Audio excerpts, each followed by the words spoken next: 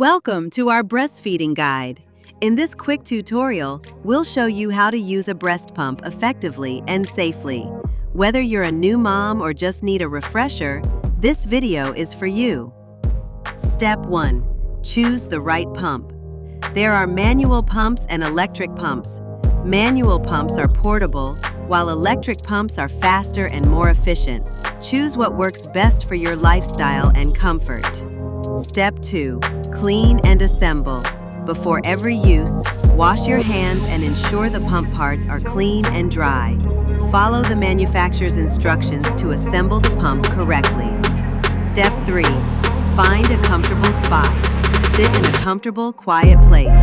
Relax. Stress can affect milk flow, so take deep breaths and stay calm. Step 4. Start pumping. Place the breast shield over your nipple. If you're using an electric pump, start with low suction, then gradually increase. For manual, pump slowly and steadily. Each session should take about 15 to 20 minutes per breast. Step 5. Store the milk safely. Use clean bottles or milk storage bags. Label with the date and time. Refrigerate immediately if not used within a few hours. And that's it.